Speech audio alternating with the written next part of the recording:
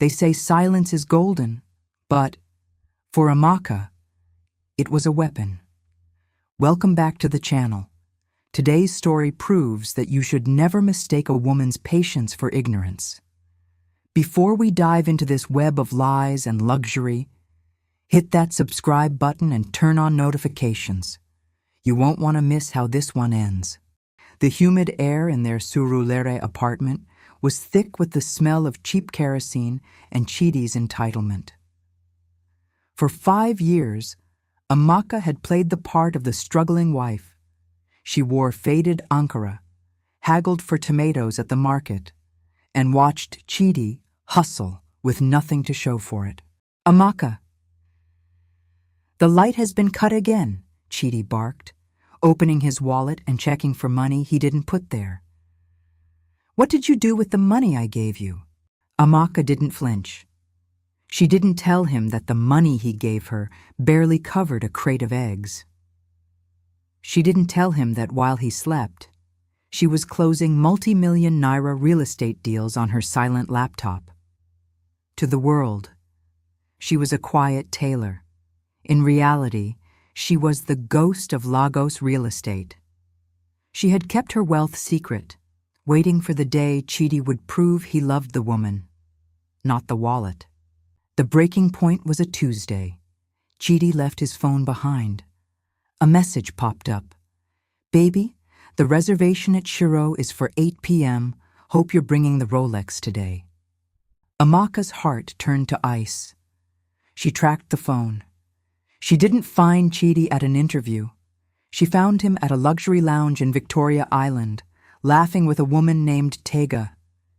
He was wearing a gold watch Amaka had never seen, drinking champagne that cost more than their monthly rent. He wasn't a failure.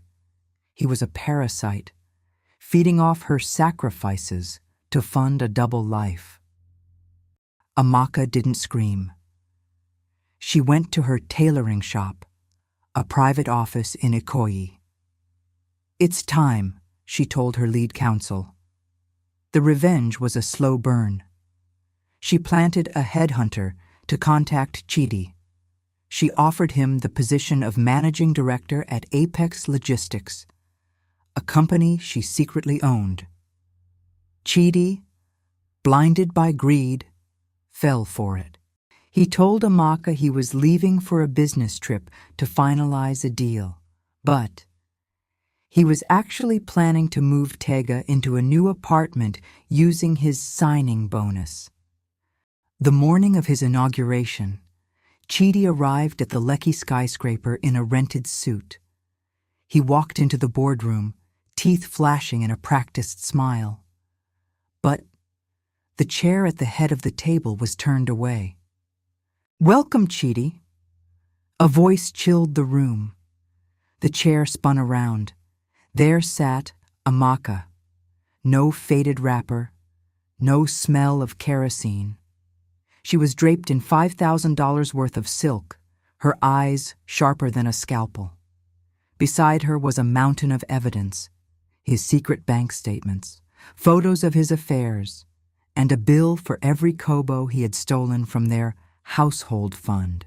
"You wanted a big life, Chidi," she whispered, "but you forgot who was holding the floor beneath your feet." As security dragged a screaming, pleading Chidi out of the building, Amaka didn't look back. She adjusted her blouse and signed the final papers.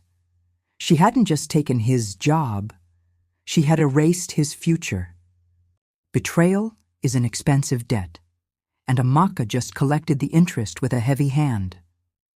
When both parties agree from the start that their absolute deal breakers are infidelity, and one person still goes ahead to act on that, you don't just walk away, you go hard, and you make them pay for every broken promise.